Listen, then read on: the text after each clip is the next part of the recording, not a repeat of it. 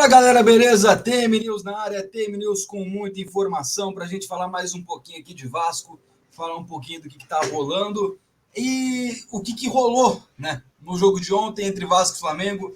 Infelizmente aí o Vasco acabou perdendo para o Flamengo e um jogo onde houveram muitos erros, onde erros que não podem existir existiram, onde jogadores que eram para ter trazido para si a responsabilidade acabaram não trazendo. E jogadores que erraram muito, muito mesmo, inclusive em lances que poderiam ter gerado gols. Um deles, já eu vou falar quem é, mas vocês sabem, na verdade, quem é.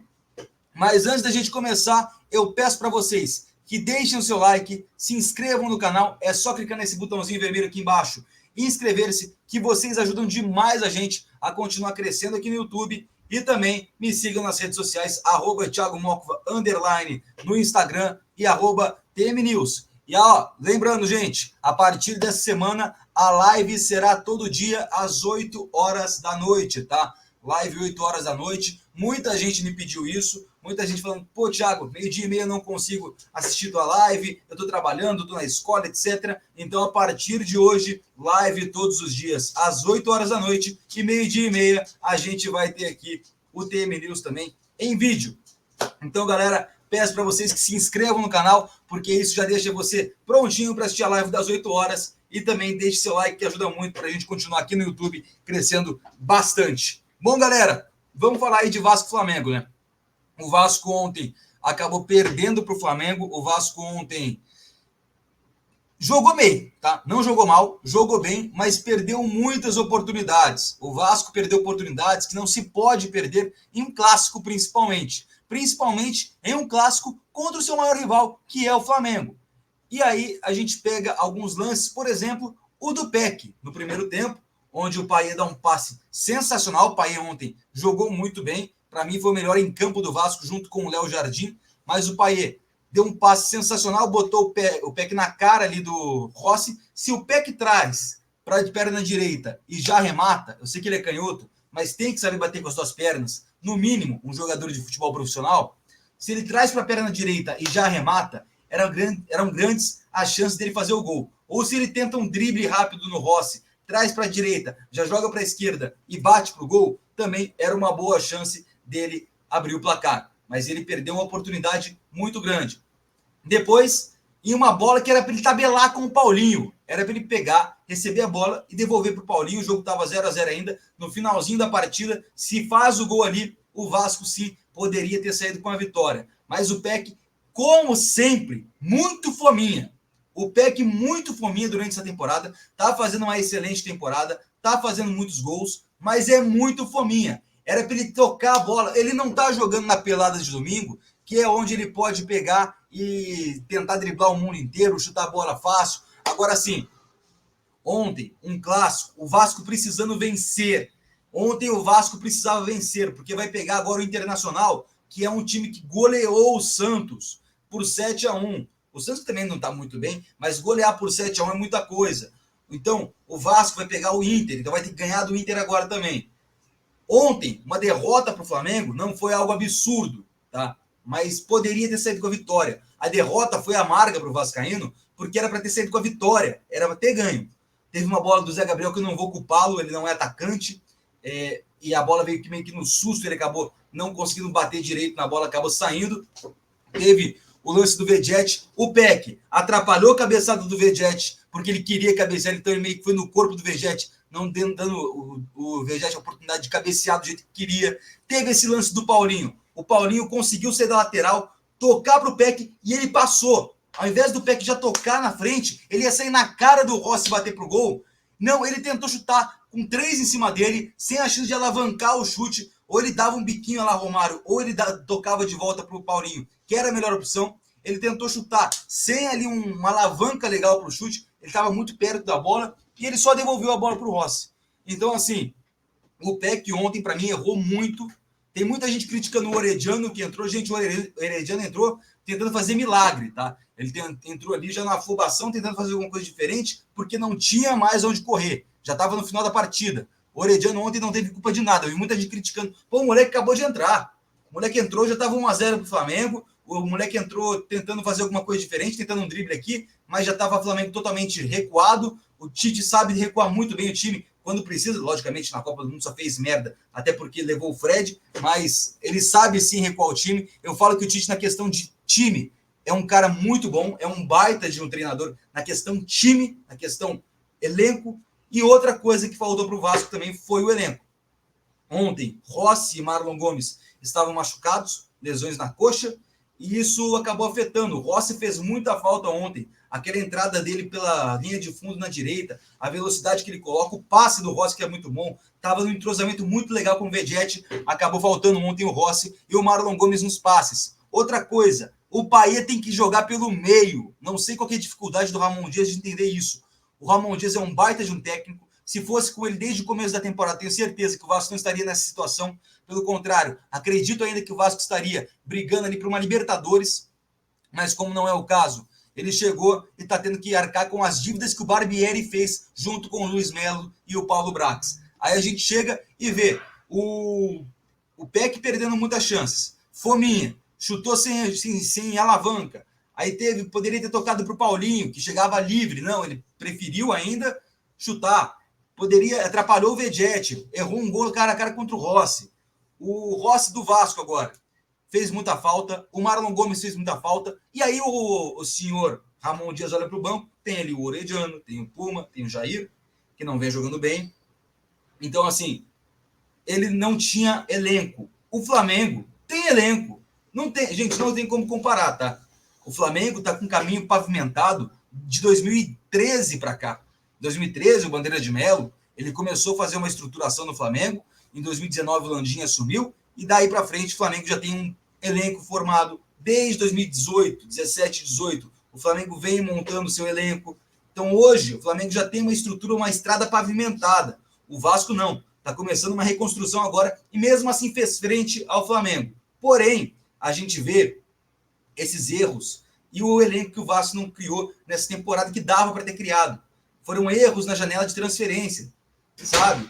E aí a gente olha e vê o Tite olhando para o lado, tendo Cebolinha, tendo Luiz Araújo, Everton Ribeiro, tendo ali vários jogadores de cacife, onde até jogaram Copa do Mundo, como por exemplo, aí o lance do Everton Ribeiro, já jogaram na Europa, como é o caso do Cebolinha. E a gente pega o Vasco que faltou o Rossi, não tinha quem repor. Pintou o Orediano, botei ali o Jair. Então são jogadores que não têm assim uma qualidade. Se entrando no começo do jogo ou entrando num 0-0, podem modificar assim o placar. Mas no jogo como esse, 1-0 para o Flamengo, entrando, não vão mudar muita coisa. Não são jogadores tão decisivos, pelo menos ainda, no caso do Orediano, para que eles possam entrar e mudar alguma coisa. Então faltou elenco também para o Flamengo. Faltou para o Vasco, no caso. Faltou esse elenco, esse quezinho a mais, esse jogador decisivo. Payet tem que ser pelo meio. Ou um erro do Ramon, que também foi crucial para a vitória do Flamengo. Tirar o Zé Gabriel.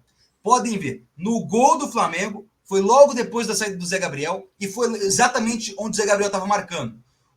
Veio o cruzamento, o Léo cortou, a bola caiu no pé do Gerson. Quem estava marcando ali normalmente era o Zé Gabriel. Quem estava fazendo aquela sobra era o Zé Gabriel. Ele colocou o Jair como meio campo. Na hora que ele tira o Zé Gabriel, ele perdeu completamente o pilar defensivo. E a bola sobrou para o Gerson no primeiro lance em que o Zé Gabriel não estava em campo.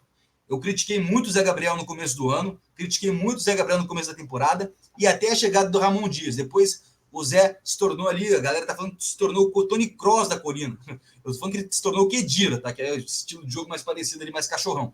Mas o Zé Gabriel hoje é imprescindível que ele esteja dentro de campo, a não ser que ele peça para sair. E ontem ele não pediu. Ontem o Zé estava jogando muita bola. Ele perdeu um gol, mas não é obrigação dele fazer gol, mas ele perdeu. Mas ali ele também estava jogando muito na defesa. Ele estava anulando o Flamengo em muitos momentos. E logo depois que ele saiu, abriu-se um buraco dentro da zaga do Vasco e o Gerson batendo muito bem, sem a menor chance para o Léo Jardim abrir o placar para o Flamengo. E aí depois disso o Vasco não conseguiu mais se encontrar dentro de campo.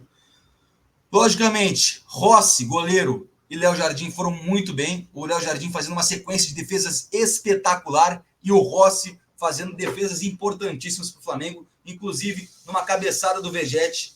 Ele cabeceou meio de peixinho, a bola ainda quase entrou, ela foi para fora. O Vasco também levou azar ontem, tá? O Vasco levou azar, jogou bem. O resultado, se fosse justiça, seria um empate. Tá? Um resultado justo seria um empate, mas isso não existe no futebol. Existe bola na rede, e quem botou a bola na rede foi o Flamengo, mas um resultado justo seria um empate. Um cara, ponto positivo, um cara que está jogando bem, Paulo Henrique garantindo a titularidade. O Puma entrou ontem mal, tá? O Puma entrou ontem muito mal, de novo, e o Paulo Henrique vem jogando muito bem, vem mordendo, sendo aquele cara que não dá brecha, sendo aquele cara que vai trazendo o adversário para cima de si e não deixa passar. O Bruno Henrique sofreu, penou ontem para passar uma ou duas vezes do Paulo Henrique. Então a lateral direita parece que já está consolidada. E o Gabriel Dias está voltando de lesão. Pode ser também uma peça para ajudar o Vasco nessa lateral direita, que durante toda a temporada de 2023 foi uma incógnita, porque os jogadores não conseguiam se firmar. Teve ali o Figueiredo jogando algumas vezes na lateral direita, houve o Robson Bambu, que foi uma tragédia, teve o Puma Rodrigues, que no começo da temporada foi bem, depois muito mal. Então o Paulo Henrique chega aí para resolver momentaneamente esse problema do Vasco. E acredito que o Vasco possa até comprar o jogador do Atlético Mineiro ao final da temporada. O jogo foi muito disputado, primeiro tempo com muitas alternâncias de poder. No momento o Vasco melhor, em outro jogo mais equilibrado. No final do primeiro tempo o Flamengo acabou jogando melhor. No segundo tempo também muito brigado, um jogo muito parelho, mas em um erro o Vasco acabou perdendo aí o jogo por 1-0. Agora o Vasco volta ao Z4, o Vasco vai ter que vencer o Internacional, porque o jogo de ontem acabou levando. A rodada foi muito ruim ontem, acho que foi a pior rodada em muito tempo para o Vasco. A gente vê aqui, ó, que a tabela fica com o Botafogo praticamente campeão. Eu falo, o campeão tem que ter pelo menos 23 vitórias. O Botafogo está aí a 5 vitórias, mais ou menos, de ser campeão brasileiro. E vai ser. Botafogo, Bragantino com 52, o Flamengo continua em terceiro com 50, o Palmeiras, que venceu o Curitiba, está com 47, Atlético 45, Grêmio 44, Mineiro 43, que perdeu para o Cruzeiro, um resultado muito ruim para o Vasco, Fortaleza 42, Fluminense 42, São Paulo 38, Cuiabá 37, Inter 35, Bahia 34, Cruzeiro também 34, Corinthians 33, Goiás 31 e Vasco, Santos com 30, Coritiba com 20 e América Mineiro também rebaixado. Coritiba e América rebaixados com 20 e 19 pontos, respectivamente. O Santos, depois da goleada de ontem, praticamente, aquela goleada tem cara de segunda divisão, tem cara de time que cai. É um time totalmente perdido em campo. Ah, mas o Santos meteu 4 no Vasco. Cara, foi um jogo atípico. Foi um momento aí que o Santos deu uma elevada e já caiu. Eu falei que isso ia acontecer. Quem tá vendo as lives viu que eu falei isso. Falei, o Santos vai decair. O Santos vai cair para a segunda divisão. Para mim é o grande que vai cair, é o Santos. E o Vasco tá ali brigando ainda com Goiás, Corinthians, Cruzeiro, Santos mesmo, até o Bahia. E o Inter ainda coloca um pouquinho na briga, tá? Porque se o Vasco ganha do Inter, pode ser que saia da zona e já chega um pouco mais perto. O Inter está um pouco mais tranquilo, mas não está livre do rebaixamento. E o Vasco, a partir de agora, terá alguns jogos muito importantes para serem disputados, tá? E jogos, inclusive, com confrontos diretos, tá? O Vasco agora não vai só jogar jogo lá em cima ou lá embaixo. Pega o Internacional, que a gente viu aí que ganhou do Santos, mas ainda está na briga contra o descenso. É um jogo difícil, é um jogo onde o Vasco perdeu no turno e no retorno vai ter que ganhar. Vai jogar contra o Goiás fora. O Goiás é um adversário direto. O Goiás está apenas 1 ponto. Tá? Nas próximas partidas do Vasco, são 9 pontos que o Vasco tem que conquistar. 3 contra o Inter, 3 contra o Goiás e, se possível, pelo menos uma vitória contra o Cuiabá. De 7 pontos a 6 pontos, a 9, 6, 7 ou 9, ótimo. 6 pontos, bom. Se ganhar de Internacional e Goiás, tá? 6 pontos, ruim. Se perder para Inter ou Goiás e ganhar do Cuiabá. Então, assim, tem que ganhar os 2 próximos jogos. Um jogo em casa, outro fora, contra um adversário que joga bem, mas é um time que oscila muito. E depois o Cuiabá, que fora de casa joga muito bem. A sorte do Vasco é que não vai sair muito ali da rota. Vai jogar contra o Inter, pega o Goiás lá em Goiânia e vai para Cuiabá. Não vai sair muito de rota, norte, sul, sudeste, nordeste. Então não vai ter que viajar tanto. Depois vem e pega o Botafogo. Esse jogo é um jogo muito difícil. Após isso, contra o Cruzeiro, um jogo que não vai ser fácil também, mas dá para o Vasco ganhar. Jogo contra o América Mineiro. O Vasco tem que ganhar. É obrigação de ganhar de um time que já está praticamente rebaixado. Contra o Atlético Paranaense, eu já coloco uma derrota como plausível. O Atlético é um time que está lá em cima, um time que na Arena da Baixada joga muita bola, tem o gramado sintético que dificulta o adversário, então a derrota para o Atlético Paranaense não está fora assim, dos padrões. Mas, se possível, tentar uma vitória ou pelo menos um empate.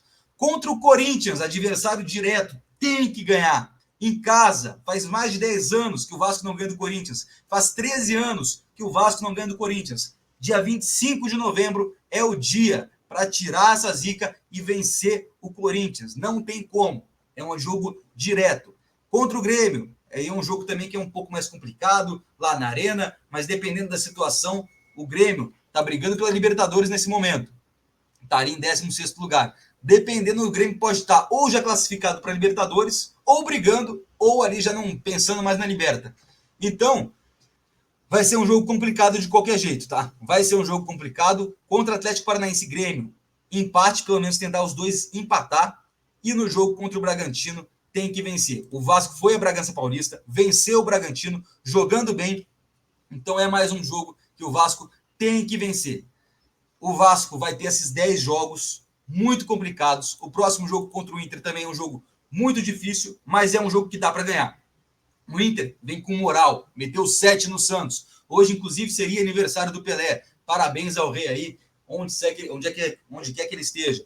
Mas o Vasco tem que vencer o Inter, tem que colocar o Inter na roda, tem que ganhar dos 2-3-0. E tô vendo gente reclamar de arbitragem. Gente, ontem o Rafael Claus não teve interferência nenhuma no jogo. Talvez ali errando uma falta aqui, outra colar, invertendo alguma coisa, mas não foi culpa da arbitragem. Ontem o Vasco perdeu para si. Ontem o Vasco perdeu porque não aproveitou a chance que criou. Piton, muito bem no cruzamento. Paulo Henrique poderia ter chegado um pouco mais à linha de fundo, tentando cruzar num lugar ruim, onde ele só devolvia a bola para o Rossi. Mas o Vasco, em suma, jogou bem, mas não dá mais para errar. Não dá mais para errar tanto quanto o Vasco vem errando. Tem que aproveitar as chances, tem que aproveitar as oportunidades. Senão, não vai conseguir escapar do rebaixamento. Vamos até o final com essa briga. Não porque tá muito ruim, mas porque o campeonato tá muito embolado e o primeiro turno do Vasco com o Maurício Barbieri foi terrível.